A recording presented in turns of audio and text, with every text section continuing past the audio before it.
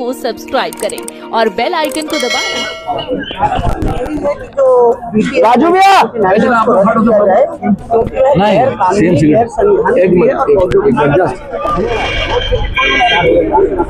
आप देख रहे पब्लिक दोस्तों साथियों, अभी इस वक्त नीतीश कुमार जी ने आकाश लामा और श्रद्धा मित्र और तमाम भंते गढ़ को बुलाए हैं और अभी महाबोधि मुक्ति आंदोलन की जो मांग है वो 50 मीटर दूरी पे सभी बौद्ध भिक्षुओं को बैठा दिया गया। पुलिस प्रशासन उनको रोक के रखी है और उसके बाद नीतीश कुमार का बुलावा आया है सभी बौद्ध भिक्षुओं को नीतीश कुमार कार्यालय पर, जहां बुलावा आया है और देखते हैं उसके बाद आना क्या होता है।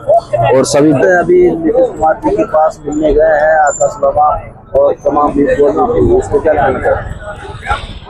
हम तो ये विश्वास करते हैं कि उनकी वार्ता सौहार्द भाव में हो और वो हमारा आमंत्रण स्वीकार करे, और अगर उनकी कोई है मजबूरी है आने या नहीं आने की, तो ये भी उम्मीद करते हैं कि जिस 1949 BT एक्ट को निरस्त करने के लिए ये भी निश्चित रूप से वार्ता में ये बिंदु भी आएगा।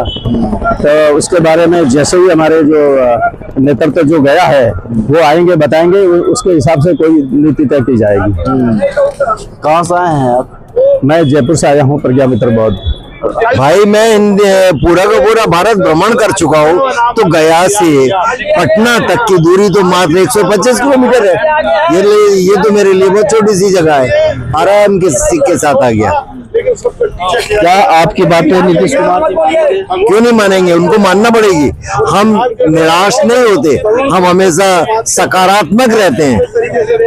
अब जरा सी बात को मानने की बात कह रहे हैं आप। विश्व की एक महिला वैज्ञानिक सुनीता विलियम नासा की, वो 386 दिन रह करके आई है। उसको मैं अपना एक मेंटल के रूप में सोचता हूँ कि वो जब बगैर किसी साधन के वो आई, और आई जब हमारे अंदर सकारात्मकता है तो फिर हम हारेंगे नहीं। अभी उम्मीद तो यही है कि शांतिपूर्वक और मैत्री और करुणा से हम अपना काम कर रहे हैं। हमने अपने खून से पत्र इसलिए लिखा क्योंकि धरना स्थल पर जो बैठे हुए हैं वहाँ बहुत सारी समस्याएं हैं। जैसे एक भंते हमारे प्रज्ञानंद जी हैं, उन्होंने संकल्प लिया है जब तक महाबोधि महाविहार मुक्त नहीं होगा, 1949 एक्ट निरस्त नहीं होगा, तब तक मैं भोजन ग्रहण नहीं करूंगा। और एक उपासक आए थे, 5 लोग उपासक अनशन पे बैठे थे, उनकी तबीयत बिगड़ गई थी तो हॉस्पिटल में एडमिट कराना पड़ा। और बारिश है, तूफान है, आंधी है, इसमें हम जागते रहते हैं, सारी रात टेंट उखड़ जाता है, परेशानियां हैं बहुत सारी हैं। तो उनका दर्द जो है ना, मैंने अपने खून से, बौद्धों का दर्द है, धरना स्थल पे बैठे लोगों का, भिक्षु संघ का जो दर्द है वो अपने खून से मैंने लिखकर मुख्यमंत्री से बयान किया था। अब वो मुख्यमंत्री उस लेटर को उनको मिलता है, वो पढ़ते हैं और वो समझते हैं। तो इस पे 1949 एक्ट को निरस्त करना चाहिए। और महाबोधि महाविहार बौद्धों की धरोहर एकमात्र ये बची हुई है। 34,000 स्तूप बनवाए थे सम्राट अशोक ने, तो ये एकमात्र बची हुई है, ये बौद्धों की धरोहर है, बौद्धों को देनी चाहिए।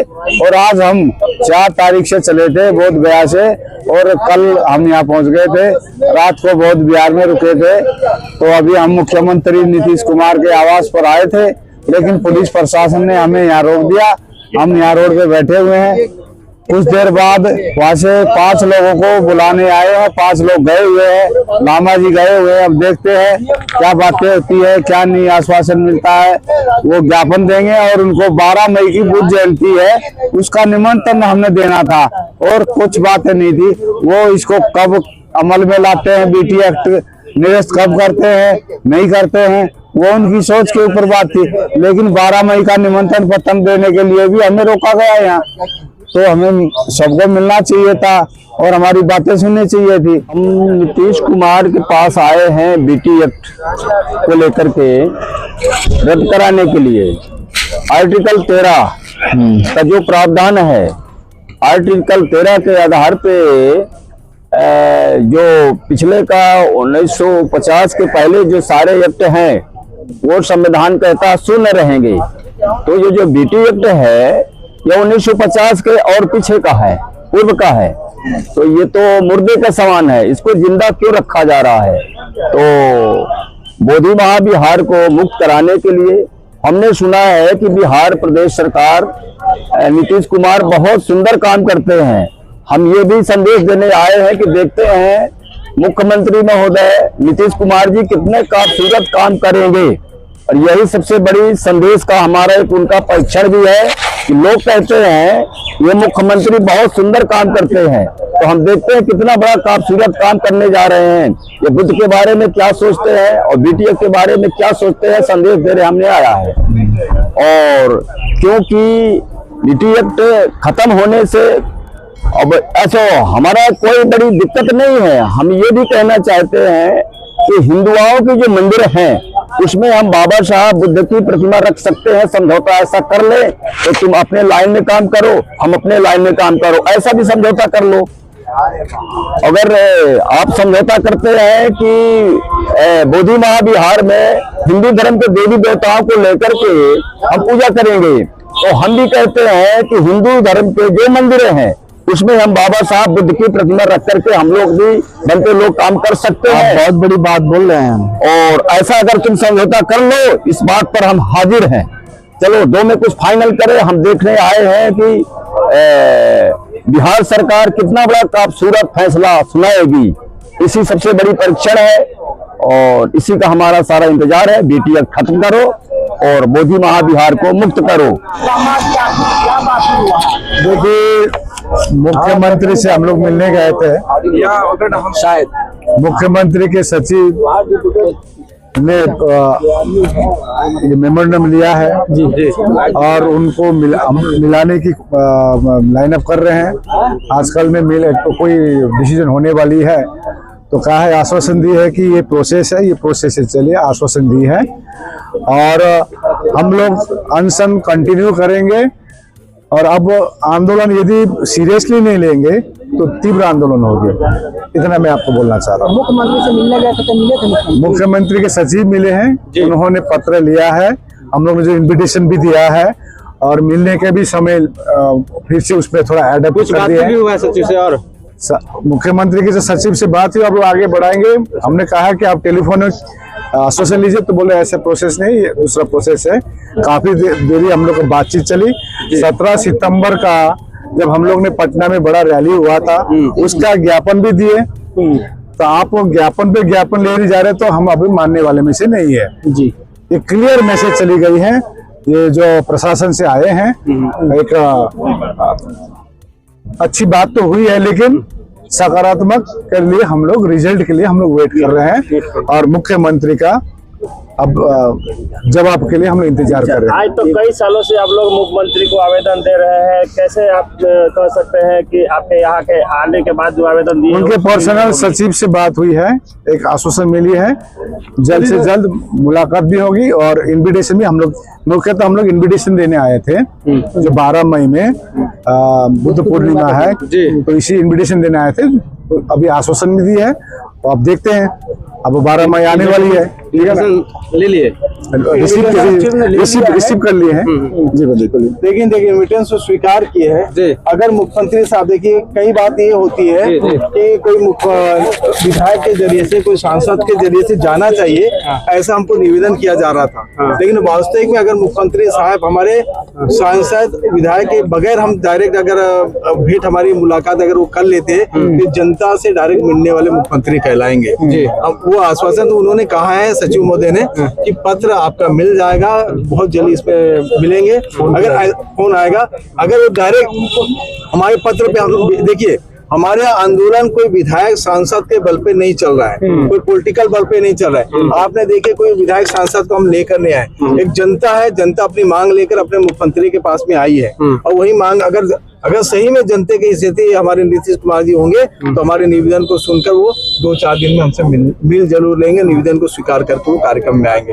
अगर जनता के मुख्यमंत्री होंगे तो, अगर विधायक सांसद को लेकर आ रहे थे तो हमें 300 लोगों को लेकर आने की जरूरत पड़ती क्या? नहीं पड़ती। गाड़ी में 4-5 लोग आते हैं, मुख्यमंत्री साहब से मिलते। लेकिन ये जनता का आंदोलन है, क्योंकि जनता की सुनवाई जनता के हितैषी को करना है। हम विधायक सांसद का सहारा लेके नहीं, विधायक सांसद का सहारा लेंगे तो अभी 10 मिनट में मिलना हो जाएगा, होगा कि नहीं होगा?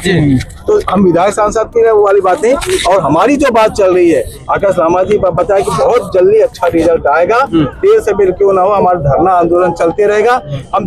हम सड़कों पे है, एक तरफ हमारे लोग संसद में विधानसभा में हमारी आवाज को बुलंद करते, और जहां संसद और विधानसभा मुख्य बधिर हो जाती है वहां सड़कों पर आकर अपनी आवाज को बुलंद करना पड़ता है। और आप जैसे चौथे स्तंभ के मीडिया कर्मी के माध्यम से ये है कि आप लोग हमारी आवाज बने। मुख्यमंत्री साहब डायरेक्ट हमारे से बात क्यों ना करें, लेकिन हमारी आवाज आप लोगों के माध्यम से पहुंच गई है। अगर वो सुनकर भी नहीं मिल पाते तो फिर आप ये मत समझना कि जनता के मुख्यमंत्री नहीं है। लेकिन हम बहुत आश्वस्त लोग, बुद्धिस्ट लोग हैं, क्योंकि उन्होंने बुद्ध स्मृति पार्क बनाया, बुद्ध धर्म के लिए बहुत काम किया, तो हम चाह रहे कि वो उस तरीके से तो हमेशा होता है, वही नई बात नहीं हुई है। उन्होंने बैठाया काम जी आप दे दीजिए और हम सीएम साहब को भेजेंगे, आप मुलाकात करवाएंगे। वही जो हमेशा होता है, ज्ञापन दिया और कहा जी आप वेट कीजिए, कुछ नहीं वापस, मतलब लॉलीपॉप ला दिए हैं। पॉजिटिव ज्यादा खास नहीं ज्यादा खास नहीं है। उन्होंने कहा कि जी हम चर्चा बात करेंगे, सीएम साहब